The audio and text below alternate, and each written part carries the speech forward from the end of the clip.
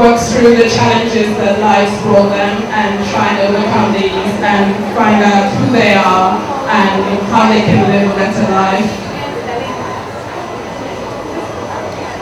Part of my journey has been finding out different things that I'm good at, so finding out different skills, changing.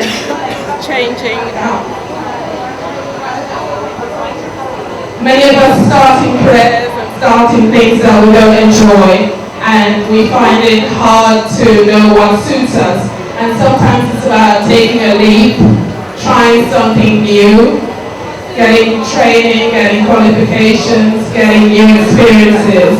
And that's what I found for myself. So I started off in accountancy and then I hated that. So I decided to leave, go back to school, study, do psychology. Then I was a careers advisor. I also found after a while that I got bored and didn't want to do it anymore. So I did evening classes to become a counselor. And after that, once I got the qualifications and the experience, then I was able to quit the careers advice job. So for me, learning and growing helps us to make choices, helps us to leave something if we're not happy with it, and helps us to try and find other things that make us happy. And that, for me, is what life is all about. There's a great quote from Oscar Wilde saying, "Be yourself, everyone else is already taken." And so it's for us to find out who we are and be ourselves and be happy in our own skin. Often we look for other people to tell us that we're okay or to tell us that we're alright. And really we need to appreciate our own uniqueness.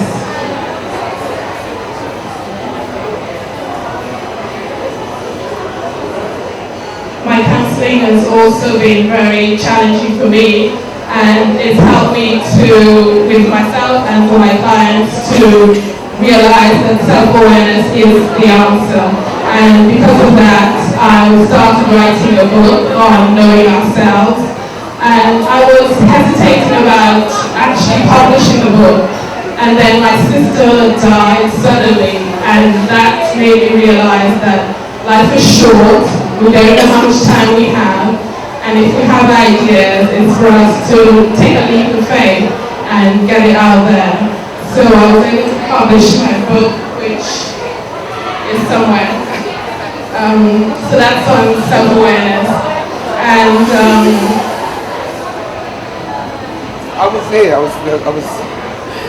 So the book that I published after motivated by the death of my sister and my own therapy and clients, is called An A to Z for Your Life, Discovering and Revealing Who You Are Today.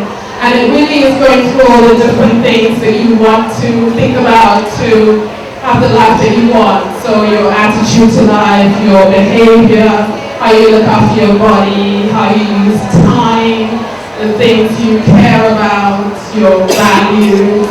Those are the things that help us to be who we are rather than be affected by the world and just go from one thing to the next depending on what's fashionable. And it has space to make your own notes and to reflect on, so that's just one thing. With my interest in identity and who we are, I also go to the Caribbean very often. My family is from Grenada. And one of the things there is people have nicknames. Does anyone here have a nickname? Smiley. A few. Okay, great. Lots of people have nicknames in the Caribbean community here, but particularly on the islands. And what I did when I was studying about identity, who we are, how we see ourselves, I went to Grenada and interviewed 73 different people and asked them about their nicknames, what they were called, how they got the nickname, who gave it to them, why, and how they feel about it. Because in a small community, if you have a nickname, you can't get away from it. Everybody knows you that way. And even if you're a professional and you're in the office, you might have other people know you by this name you got when you were a teenager because you stole a chicken or something really silly. So it stays with you're trying to go to work as a grown-up with your suit and you're being called left eye or whatever. So I've got 73 stories in here. I've put in the context of Caribbean culture and people traveling and Africans being water slaves and Europeans and Indians and all the cultural mix and the culture and the weather and people aligning and hanging out. So it all comes together to grow a culture where nicknames is something that will be overheard in the marketplace, overheard in the church, and it spreads on the buses, and there's so many communal areas. So if you've got a nickname, probably everyone knows about it, and it's very hard to escape it. But the people were great, they learned to live with it. There were few young people who were very angry, mostly women, because their names tend to be more physical, more about their bodies, and more derogatory. So there is a negative gender effect. The men were quite happy because their nicknames are mostly about prowess and being physically fit and agile and so they tend to be more happy with their nicknames. But it's an interesting read, it's informative, it's funny, and you might learn a little bit to recognize people that you might know with nicknames.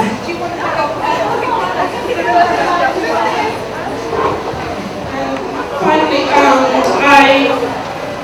I'm the associate editor for Today magazine. These are the last two editions. We've been doing it for just over a year, and it's been quarterly. This is the spring, and this is the summer edition. And we try to look for local stories, local heroes, people doing good works in the community, people who have set up organizations and groups that can offer a service to people. The magazine is free, it's in all the local authority areas, the supermarkets. There is a website you can follow, there is a Facebook page, we've got Twitter as well. todaymag.co.uk, and from there you can get the Facebook and I think it's Today Mag on Twitter as well. I have my own Twitter and Facebook pages. So you can follow me on Twitter if you like. I've got a blog, and on the blog I've serialized the A to Z books, so you can read 3 chapters on the blog without having to buy the books.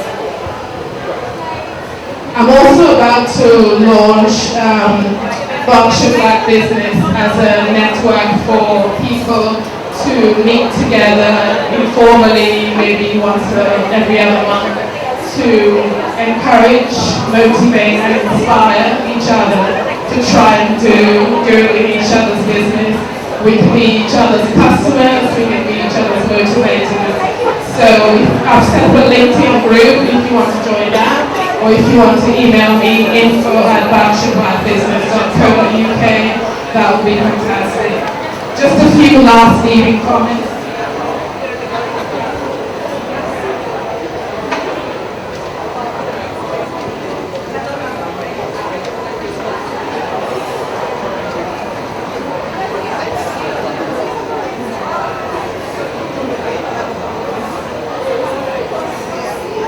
Some final points that I thought of when I was writing this.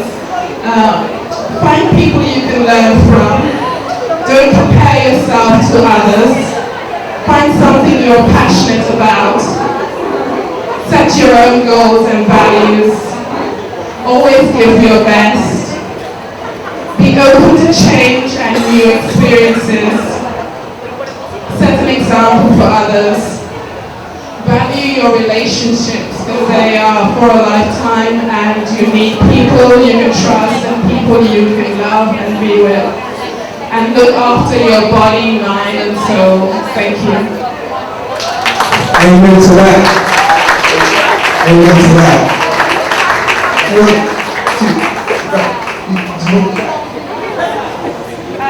After being carried that time was the right now, yeah?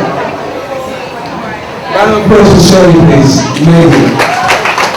was getting sneaky there. Oh no. Wrong, innit? Wrong.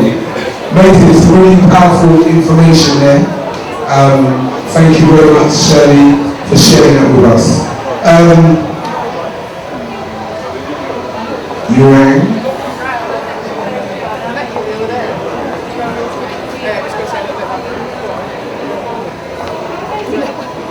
Okay, is there anybody that likes going to the gym here? Well, that's that then. There we go. Okay, Hey everyone, I'm Sarah, I'm the assistant manager of the gym group, literally wherever we are, just across the road. We've been open about a month now, it's literally in the grocery mall, so we are next to Millie's. Our introductory offer right now is $10.99. We're keeping that probably for another week or so. We have the stamp here with Phil, so if anyone wants to sign up, we do have a promotion code to take £10 off the joining fee. So normally it's £20, so for everyone here tonight, if you want to join up, it's £10 off. Yeah, you came in the other day. It's very hard for you. she told me it was £20 the other day, yeah? Now you're coming in here with £10 off. I come out, yeah, I walked out because it was £20.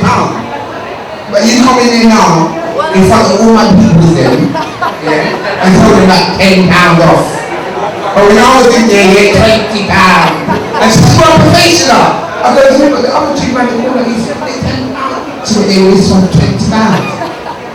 So horrible.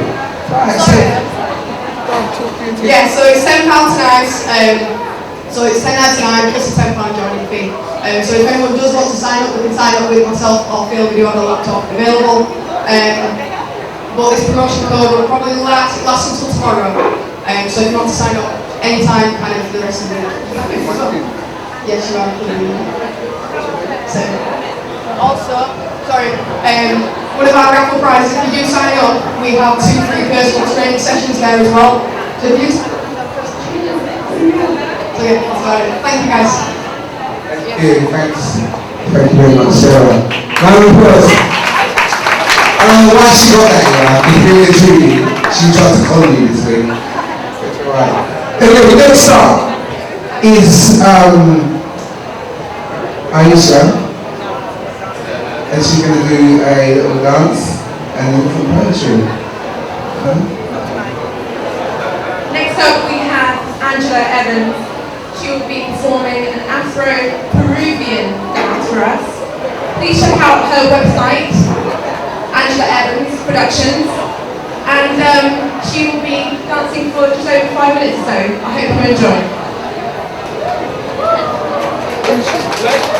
Where is she? I'll say it.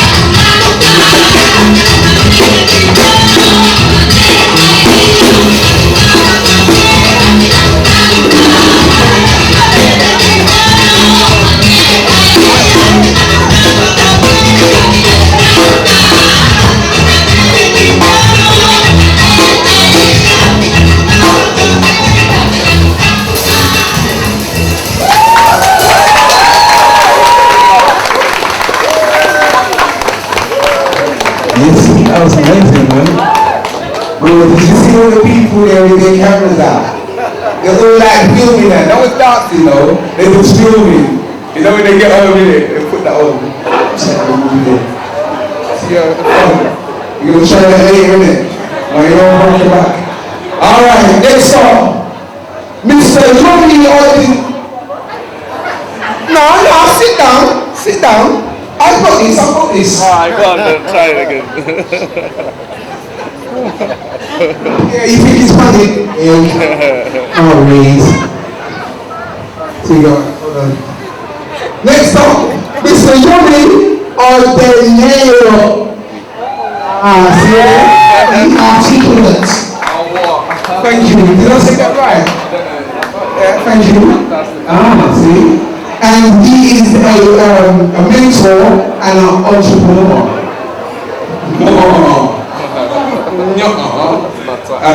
Take it away, man.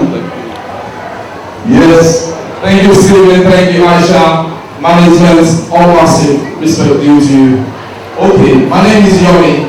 What I'm trying to do is I'm trying to break the myth about Africans and Caribbeans not getting on, and a bit of black history that goes on between that as well. Alright? I'm originally born in Islington. My parents are Nigerian, and I move around with the sound system in London since 1980. So I know both parties.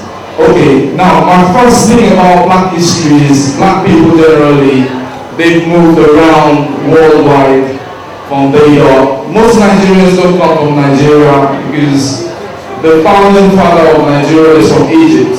So most of the West African people that you see, they don't know the history of what's been going on. Most of them are not actually even originally from Ghana, Nigeria. This is all colonial names that were made in the 60s when the English were going to leave Africa.